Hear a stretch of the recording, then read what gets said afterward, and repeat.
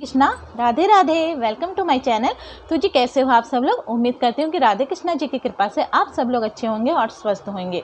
तो जी आज की वीडियो में मैं आपसे चर्चा करूँगी क्या निर्जला एकादशी के दिन हमें अपने लड्डू गोपाल जी को भी निर्जला व्रत करवाना है, क्या हमें अपने लड्डू गोपाल जी को भोग लगाना है। तो इन सब विषयों में आज मैं आपसे चर्चा करूंगी। तो इससे पहले मैं वीडियो आगे बढ़ाऊं तो अगर आप मेरे चैनल पर नए हो तो मेरे चैनल को सब्सक्राइब कर दीजिए और बेल आइकन को भी दबाना ना भूलें, ताकि मेरी वीडियो के आने वाली नोटिफिकेशन आप तक सबसे पहले पहुंचे।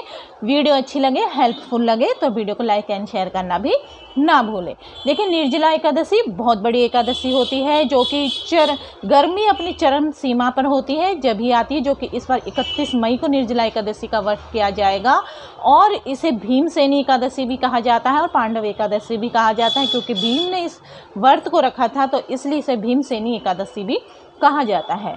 तो आइए अब चलते हैं अपने टॉपिक पर। तो देखिए हमारे लड्डू गोपाल जी बाल स्वरूप है, तो निर्जला एकादशी के दिन आपको अपने लड्डू गोपाल जी को पूरी तरीके से भोग लगाना है। जिस तरीके से आप सभी एकादशी में अपने लड्डू गोपाल जी को भोग लगाती है, फलों का भोग लगाती हैं, तो गर्मी है तो आप उनको लिक्विड का भोग जरूर लगाइए, जैसे कि आम रस हो गया, शिकंजी हो गई, ये सब चीज़ों का आपको भोग लगाना है। गर्मी के फल होते हैं, ऋतु फल होते हैं, जैसे आम, खरबूजा, तरबूज, अंगूर, ये सब फल आते हैं गर्मियों में। तो आपको अपने लड्डू गोपाल को बारी बारी से भोग लगाना है। आप चाहे तो उनको व्रतों का खाना होता है, व्रत में जैसे आप कुट्टू के आटे की पूड़ियाँ बनाती हैं, रोटी बनाती हैं, आलू की सब्जी बनाती हैं, तो इन सब चीज़ों को भी आपको अपने लड्डू गोपाल जी को भोग लगाना है।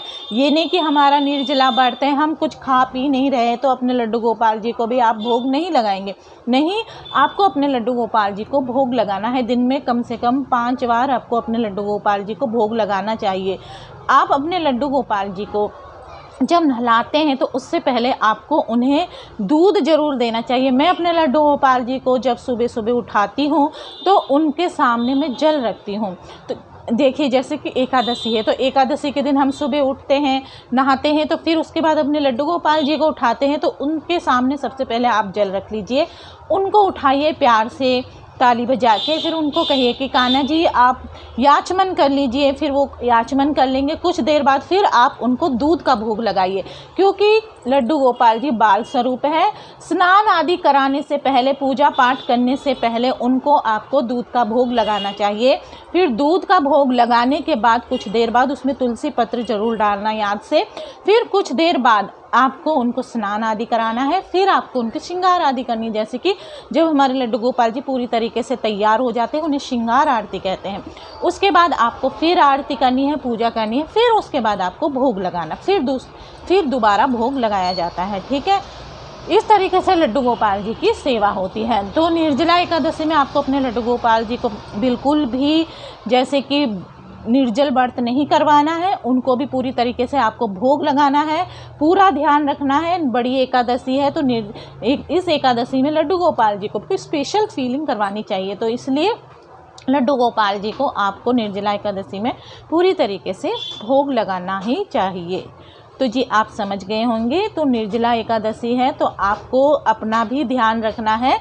आपका स्वास्थ्य ठीक है, आपका शरीर कहता है कि आप निर्जला एकादशी का व्रत कर सकती है, तभी आप निर्जला एकादशी का व्रत करिए, नहीं तो आप फलाहार व्रत करिए। ठीक है, तो जी आज की वीडियो में बस इतना ही। हरे कृष्णा, राधे राधे।